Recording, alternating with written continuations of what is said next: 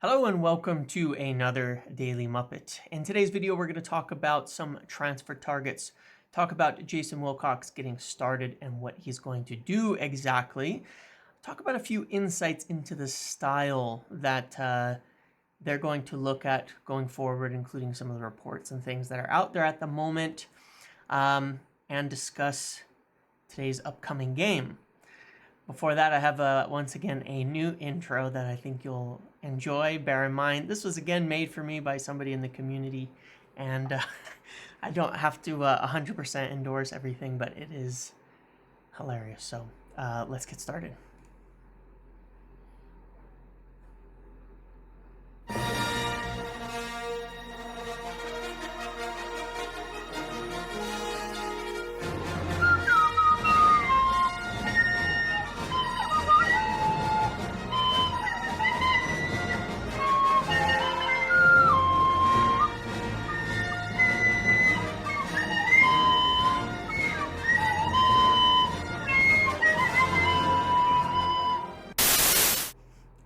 Okay.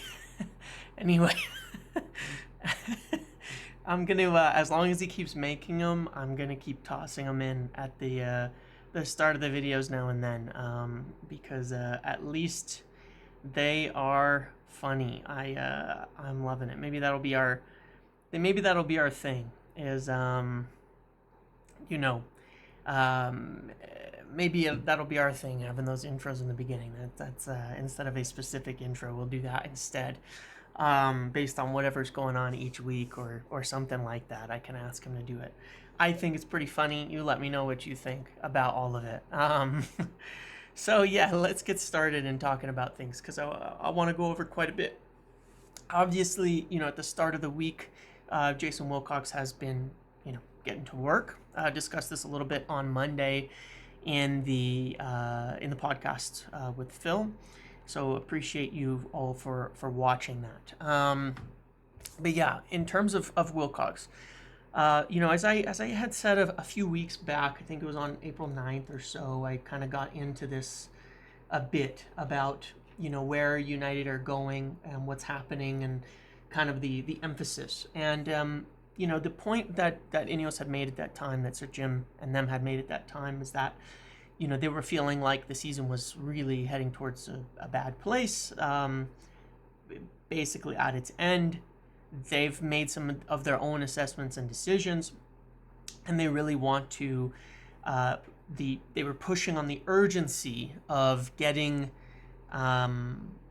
people in to help them make the decisions that they want to make. Now, obviously, it's not like they have nobody in terms of football experience, with Jean-Claude Blanc on the board, and also Omar Barada being, involved. Of course, somebody who pushed for the appointment of Jason Wilcox and was heavily involved in making that happen, or the selection of him, not necessarily actually talking with Southampton. I think that's what he can't do, but with the selection of him as the individual. So there's obviously been a lot of discussion and a lot of assessments and a lot of decisions that have been getting made at a very high level about what to do. That being said, they wanted someone in there who was going to be able to look at things. And, kind of how I understand it and how I look at it is that, there's a lot of things that they've already assessed. There's a lot of basic decisions that they've already made, including, as far as I understand it, on the manager front as well. And I know it keeps getting said no decision has been made. I understand why people are saying that. I understand, where that is coming from, and I would say that I wouldn't expect anyone to say anything different. But I have pretty solid as I usually ever have on this side of thing, information on that decision being made at the very top. Now, a while back I said that decision was made, but that didn't mean there was a guaranteed outcome from that decision, and that that I stand by in some respect. There's obviously conflicting information on this, but I have what I have. And at the same time, you have someone like Jason Wilcox coming in, and you have kind of the idea being that, he's an expert, he's a football guy, he can make the assessments of what needs to be done, of what needs to happen. And if he is making those assessments, then they will find out whether he agrees or disagrees with their own assessments and their own decisions that they've made. If you look at the article from Ducker about being on trial, it's assessing, are the issues with him, communication, how he deals with things. Obviously, there's injuries as a factor, but is that enough to excuse what has been going on? But then also, will he be able to institute the type of play, the type of football that United want to play moving forward? Those are all assessments they're going to hope to have him make. Now, at the same time, if you look at the facts of it, there's only 3 to 4 weeks left of the season, and it's very unlikely that he's going to be able to make those assessments in full in that small period of time. Extremely unlikely that that's going to be possible, that he's going to be able to say, yep, that's what we're doing, this is it, I know everything, I've learned everything from scratch from there. So to some degree, I think it's a bit of presentation of, here's a football guy coming in, and he's there, he's an expert, he's in the building, and he's going to be making the decisions. I think that there's a lot of groundwork already done in terms of these assessments, and his are not necessarily tearing up and starting over on assessing, which would be wrong. You wouldn't be able to do that in a month, but taking all of that and going on top and saying, okay, this is exactly what we're missing. This is exactly what's wrong here. This is exactly what's wrong here, and here's what I believe would be the best way to fix it. Building upon what they already know in conjunction with everybody who's there. So on the manager front, do I expect it to change the way that they're leaning? No, I don't think it will. That's not to say it's impossible. That's just as far as I've heard from this source of information, that would be the issue. Now, at the same time, if they were to decide to change the manager, who would they bring in? Do they want someone like Jason Wilcox to assess that? Yeah, absolutely. And see, is it actually going to be a better option? Will they be able to do what we want better than Ten Hag who's there? Even if we've determined Ten Hag isn't good enough for this or that, do we have somebody who would be better for what we want? And that also is a decision that I think has not been finalized yet. That would be where there would be a decision that hasn't been finalized yet. So, though I can indicate, at least from certain areas that I've heard, certain things, it doesn't mean there's an outcome that's guaranteed in all of this, because we don't have the finality. I think we can all expect, I think most everybody expects what will happen at the end of the season at this point, but that doesn't mean that is a guarantee. And that's not just the managers, right? We're talking about the players, we're talking about all of it. There's so many players where they'll have looked up and say, that person's probably not right for us for the future. That's a player we're going to need to move on. That's a player we're going to need to sell. That's a player where we don't want to offer him a new contract. That's a player where even if we can't get rid of him, we may need to start diminishing their influence on the team and replacing them. And, I've spoken about a few times about some different players. We talked through the whole list last week about some players like Dewsbury Hall and other ones in the midfield. We'll get to the style aspect of things in a bit, but I can see a world where they start to look at, how do we move on from the reliance on Bruno Fernandes? Maybe he's not the best player for the style, the way we want to play moving forward. And I think that, these are things that are all under consideration at the moment, and all things that have to be, factored into this. So this is kind of the job of Jason Wilcox now.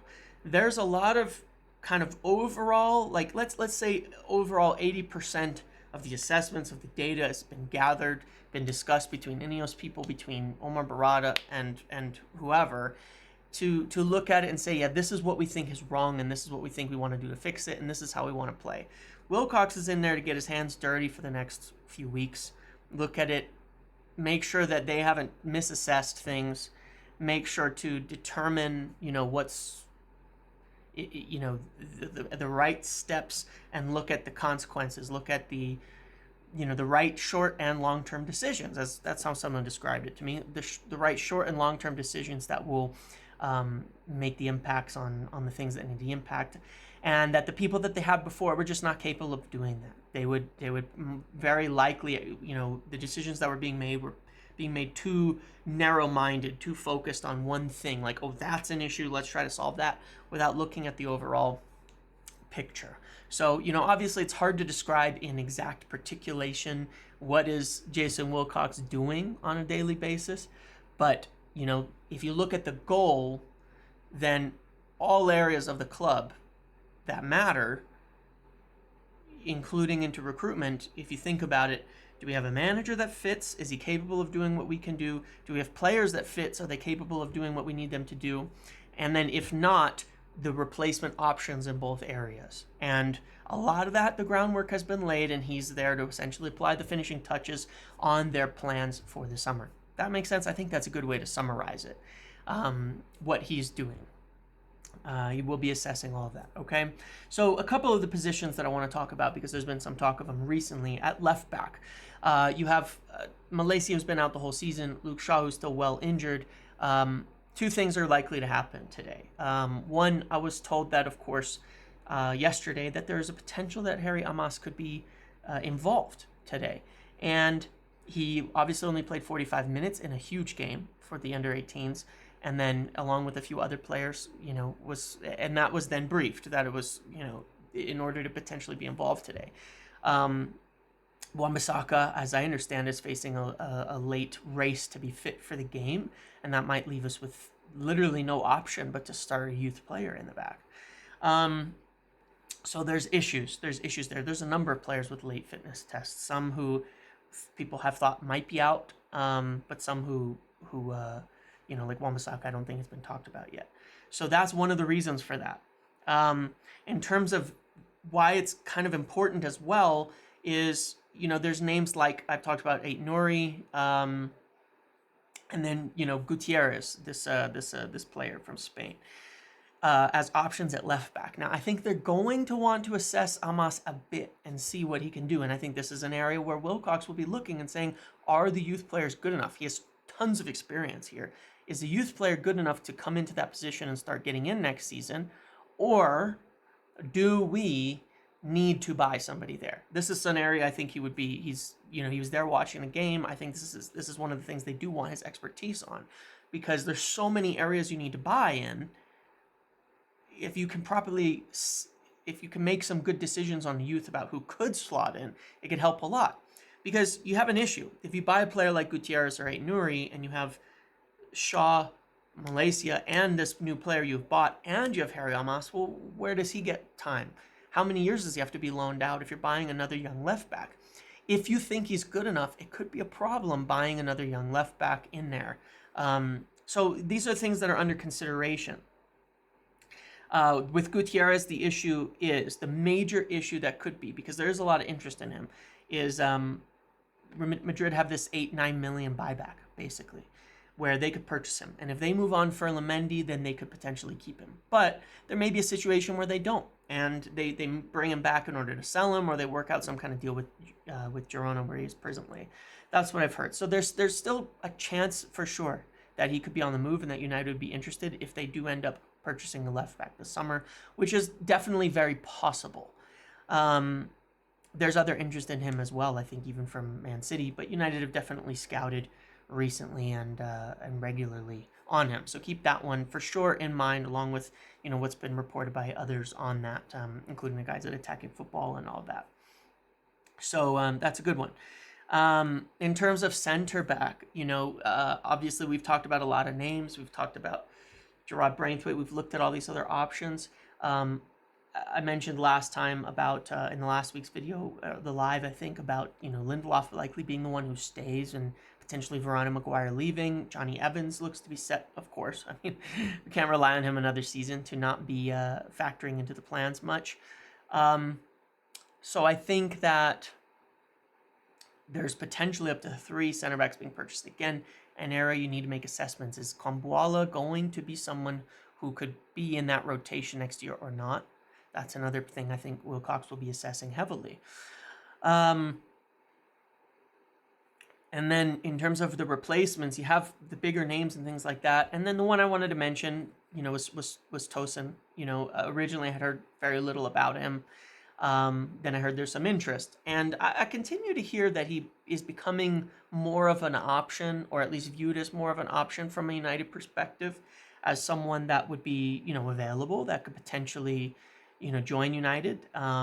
This all from a United perspective, as far as I've been given the information, that he could potentially be of interest, and that he potentially be interested in joining. They haven't made a significant move for him as of yet. There's no offers on the table or anything like that. It is not an advanced situation. They have not come forward and put a contract. They can't yet anyway, but they have not come forward with any significant kind of talks at the moment. But as far as I understand from United's side, definitely ones to keep an eye on. That is probably rising up the list a bit. I think he's decently a natural replacement for a Varane or Maguire. On the right side, tall, physical, fast, good with the ball. A lot of good attributes as a well-rounded player. So it would make a lot of sense, save a lot of money, and again, focus on some Premier League experience would help with players betting in right away and becoming effective. Now, there's an interesting report, and I understand why people are kind of writing this type of thing off right away. I get it. It came from Alan Nixon, who is better source than people, often will allow. He had the initial report on Sam Williams returning, a few other things that have happened. But I'm not trying to, agree necessarily with the validity of the total report, which I think the report was that Jason Wilcox has let Eric Ten Hag know he has to play a possession-based style and is part of the assessments. Now, I can't say that that's happened. I don't know. I'm not going to confirm or deny that. I haven't heard he's told him that or something. But here's a few considerations I want to put into play. One, there's two different philosophies in terms of managers, first of all. One is there are managers who come in and adapt to the players to get the most out of them, to do the best that they can. Your Ancelotti's, Zidane's, Thomas Tuchel's, these are players who will come in, coach a team based on what they can do. I think that's a lot of what Ollie was doing. Your adapter managers that will come in and they're not heavy on systems, but heavy on, yes, coaching, but adapting and being pragmatic to the players that are available. And then the other aspect of, and the other type of coach is the ones who are extremely rigid into their systems. Your Peps and Alonso's and people like that, right? Who are extremely, they adapt. The best ones also are capable of adapting to, problem solving, all of that, but they're very rigid otherwise in terms of certain systems that they drill into the team. And, and that is a consideration. So,